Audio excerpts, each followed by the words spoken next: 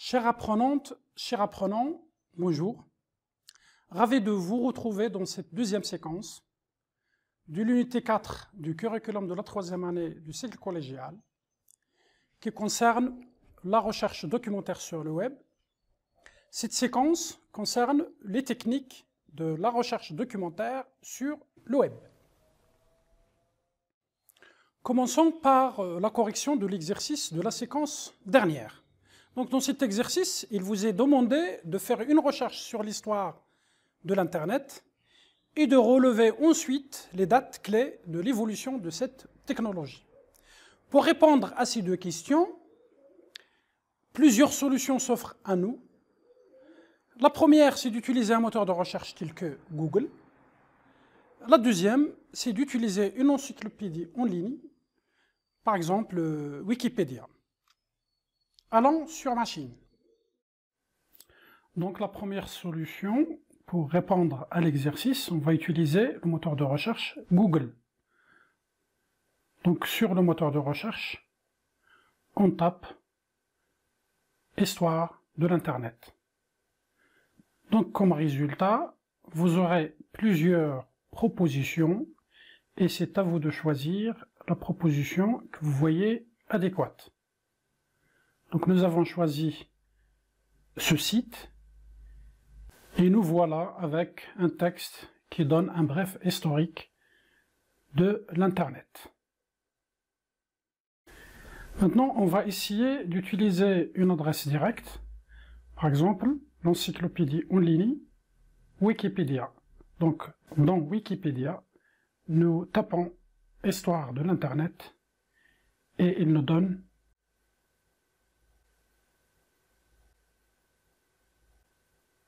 un texte avec un sommaire qui contient plusieurs informations sur Internet.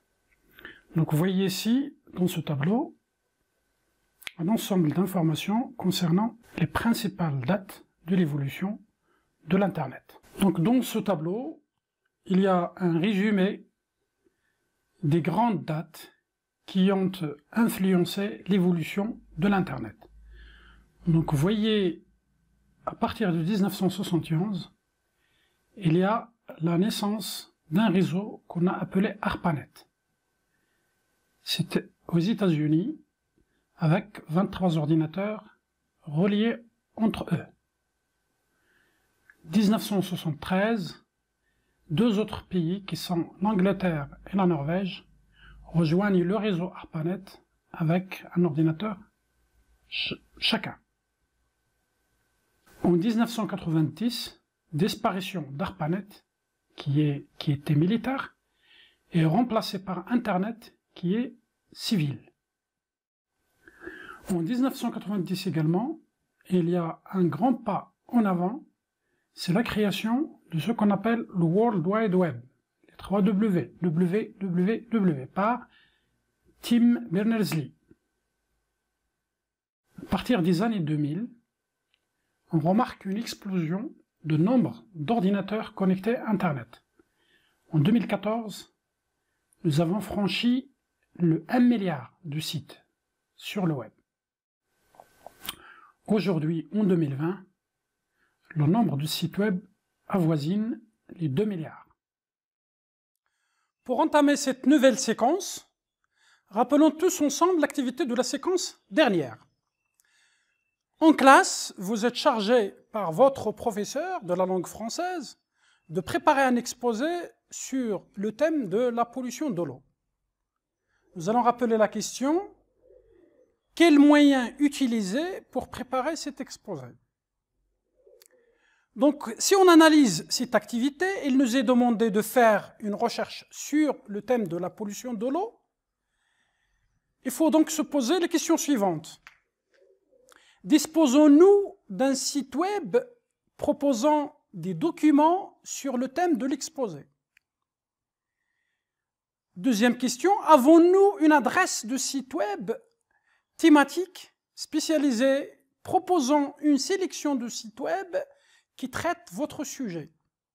Sinon, faire une recherche aléatoire et sélectionnez les informations à exploiter pour votre exposé par vous-même. Dans le premier cas, il faut donc disposer d'une adresse web.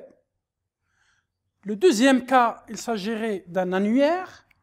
Et le troisième cas, c'est d'utiliser un site spécialisé appelé un moteur de recherche. On peut donc accéder à une page web de deux façons différentes. Soit en tapant directement une adresse Internet dans la barre d'adresse du navigateur, soit en utilisant un annuaire ou un moteur de recherche. Si on ne connaît pas, par exemple, si on ne connaît pas de site web traitant le sujet, et d'ailleurs c'est la majorité des cas. Qu'est-ce qu'une adresse IP? Sur Internet, les ordinateurs communiquent entre eux grâce à un ensemble de protocoles, dont le protocole IP, IP pour Internet Protocol. Une adresse Internet est toujours composée de 4 nombres séparés par un point. Chaque nombre est compris entre 0 et 255. Chaque ordinateur, chaque site web possède sa propre adresse IP. Ainsi, par exemple, www.maroc.ma, c'est le portail national, a pour adresse IP 81 192 44 195. Donc l'adresse 81.192.44.195, c'est l'adresse IP qui désigne le portail national www.maroc.ma. Et le site de la Bibliothèque nationale du Maroc, bnrm.ma, a pour adresse IP 81 192 33 98. Pour mieux expliquer cette notion d'adresse IP, on va faire une équivalence entre une adresse IP sur Internet et une adresse postale. Donc voyons ce schéma tous ensemble. Sur mon ordinateur, je vais accéder à la Bibliothèque nationale. La Bibliothèque nationale du Maroc a pour adresse 81 192 33 98. Donc c'est une adresse unique. Si je tape cette adresse, j'accède directement à la Bibliothèque nationale du Royaume du Maroc. Donc sur Internet, la Bibliothèque nationale du Maroc est connue par cette adresse dite adresse IP. Donc vous voyez ici des exemples, d'autres exemples. Portail national maroc.ma, 81 192 44 et 1. Le dictionnaire de l'informatique et d'Internet a une autre adresse. Google a une adresse aussi IP qui lui est propre. Donc pour se rendre à la Bibliothèque nationale, comme j'ai dit, Bibliothèque nationale du Maroc, on se déplace par Internet à l'adresse IP 81.192.33.98. Si la machine fait partie d'un réseau local, par exemple votre maison, son adresse IP sera interne à ce réseau.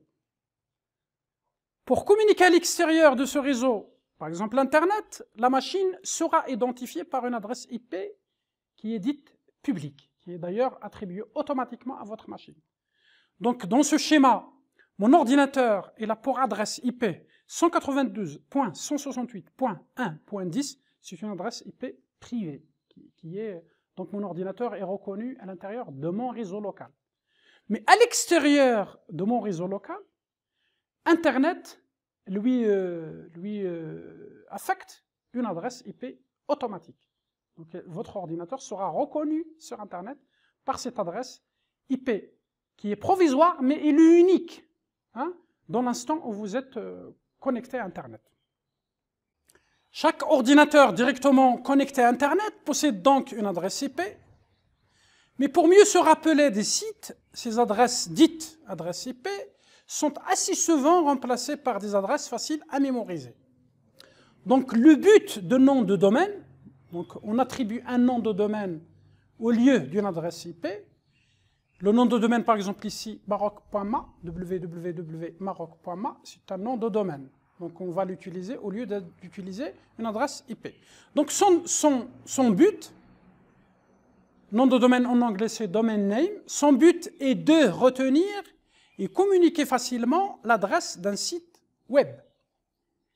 Par exemple, le nom de domaine maroc.ma est plus simple à mémoriser que 81.192.44.195.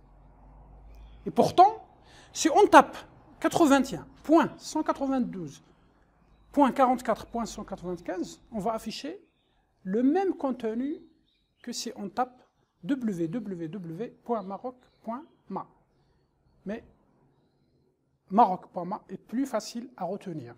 Donc c'est le nom de domaine, c'est un nom de domaine qui est créé pour faciliter la mémorisation du site web.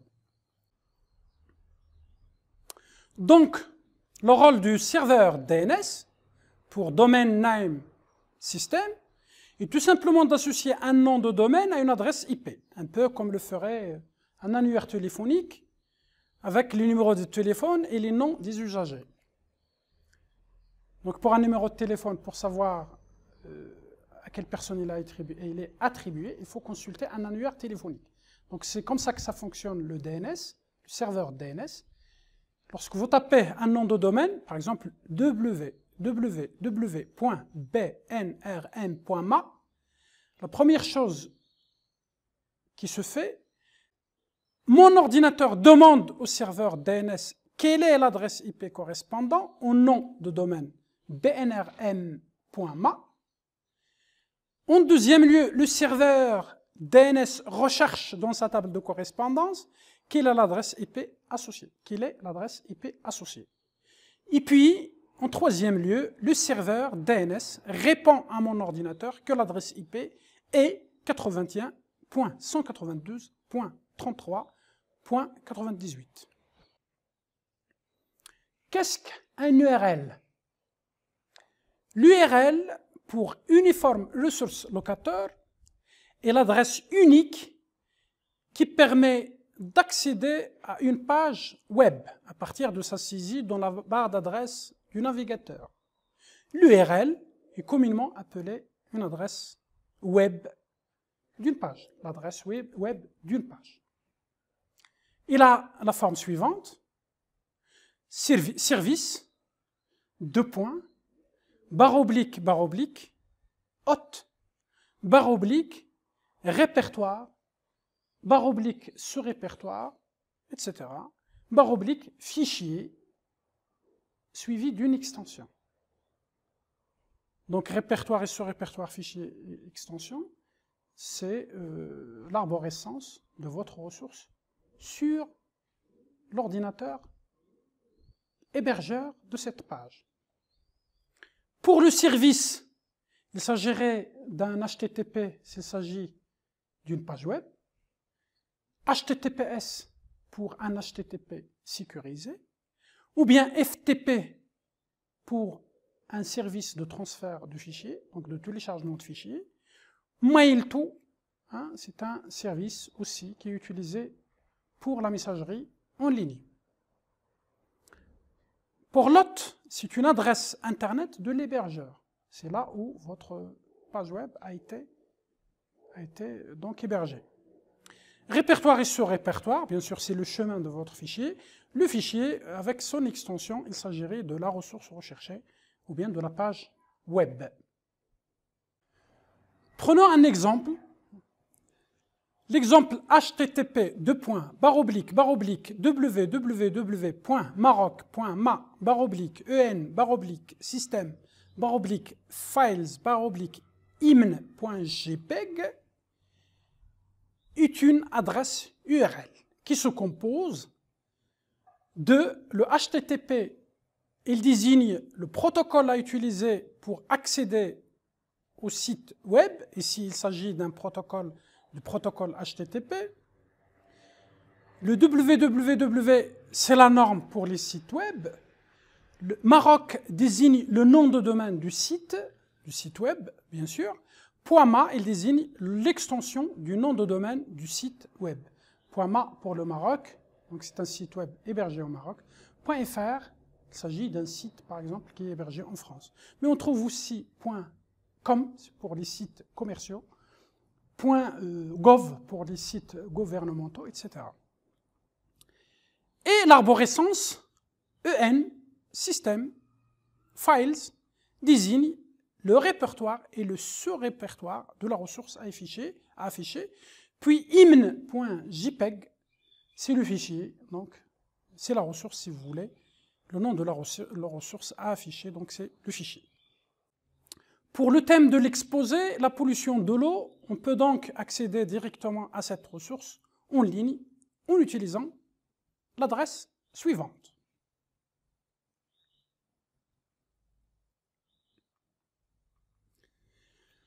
Donc si vous ne connaissez pas de site web traitant le sujet de votre recherche, vous pouvez utiliser un site spécialisé qui recense pour vous l'ensemble des sites web qui traitent le sujet recherché. Il s'agit en fait d'un site spécialisé qu'on appelle annuaire web. Donc qu'est-ce qu'un annuaire web? Un annuaire est un site web qui recense le plus grand nombre possible de sites et les regroupe en catégories. Éventuellement, une petite description de site est proposée pour vous aider dans votre sélection. On compte sur le net beaucoup d'annuaires. Vous pouvez également utiliser un autre type de site web qui recense non plus les sites web, mais cette fois-ci l'ensemble des pages web qui contiennent les termes du sujet recherché. Se fait par mots-clés. Donc il s'agirait d'un moteur de recherche. Qu'est-ce qu'un moteur de recherche? Un moteur de recherche est un site web qui recense non plus les sites web, mais chacune des pages de chacun des sites qu'il peut trouver. Cette recherche se fait par mots-clés. On compte plusieurs moteurs de recherche sur le net. Exemple le plus utilisé, c'est google.com. Quelles sont les méthodes de recherche utilisées par mots-clés? Donc un mot-clé, c'est un seul mot ou bien un groupe de mots. Une expression par exemple. Si on souhaite rechercher une information sur le web, en utilisant un moteur de recherche, comme par exemple Google, il faut tout d'abord choisir le mot ou le groupe de mots adéquat pour faire cette recherche. D'ailleurs, le résultat de votre recherche dépend de ce choix. Si vous êtes minutieux et exact dans le choix des mots-clés, vous obtiendrez de bons résultats, sinon les résultats seront aléatoires. Si on revient à notre activité, il est demandé de préparer un exposé sur le thème de la pollution de l'eau. Il est logique d'utiliser donc l'expression pollution de l'eau comme mot-clé. Voyons tous ensemble les différentes possibilités qui s'offrent à nous si nous utilisions le moteur de recherche Google. Donc on lance le moteur de recherche Google. En tapant le mot pollution de l'eau, la recherche va porter sur tous les sites contenant soit le mot pollution, soit le mot de, ou bien l'eau. Vous voyez ici le nombre de pages web trouvées et on peut naviguer entre les différentes pages pour chercher notre information. Et on peut cliquer sur un lien proposé pour afficher le résultat. Si on n'est pas satisfait, on peut à chaque moment revenir à notre page de recherche et en choisir un autre site. Si on tape cette fois-ci plus pollution espace plus eau, La recherche portera sur tous les documents contenant à la fois le mot pollution et le mot eau. Vous remarquez ici, le nombre de résultats affichés est un nombre restreint. Et on peut naviguer à chaque fois entre les différentes pages.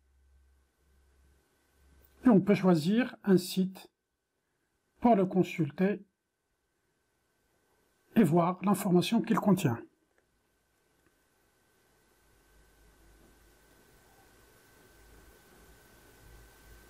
Si on tape cette fois-ci l'expression pollution de l'eau entre guillemets, la recherche va porter sur l'expression exacte. Ça veut dire pollution de l'eau. Donc après la recherche, vous voyez encore une fois le nombre de sites web affichés et la liste des résultats trouvés. Donc on peut en choisir un site et voir le contenu et vérifier est-ce qu'elle correspond à ce qu'on cherche ou non. Cette fois-ci, si on tape le mot pollution, espace, moins eau, le résultat de notre recherche serait une liste de sites web qui contiennent pollution et ne contiennent pas le mot eau. D'où le nombre important de sites trouvés. Et si on en choisit un, vous voyez ici que la pollution dont il est question, c'est la pollution de l'air, et non pas la pollution de l'eau. En résumé, nous avons vu que l'accès à Internet se fait par le biais d'un navigateur, en tapant directement une adresse connue par l'utilisateur, ou en passant par un moteur de recherche, c'est la plupart des cas, ou un annuaire. Un annuaire est un site web qui recense le plus grand nombre possible de sites et les regroupe en catégories. Un moteur de recherche, quant à lui, est un site web qui recense chacune des pages de chacun des sites qu'il peut trouver, et cette recherche se fait par mots-clés. Pour clore cette séquence, je vous propose de faire un exercice sur vos machines. Faites une recherche sur le sujet de l'exposé en utilisant respectivement les mots-clés suivants. Pollution de l'eau, plus pollution, espace, plus eau, pollution de l'eau entre guillemets, pollution, espace, moins eau. Comparez le nombre de pages affichées par chacune de ces recherches et quel est le mot-clé qui donne le résultat qui répond le mieux à votre besoin. Ainsi prend fin cette séquence. Je vous remercie pour votre attention et à bientôt.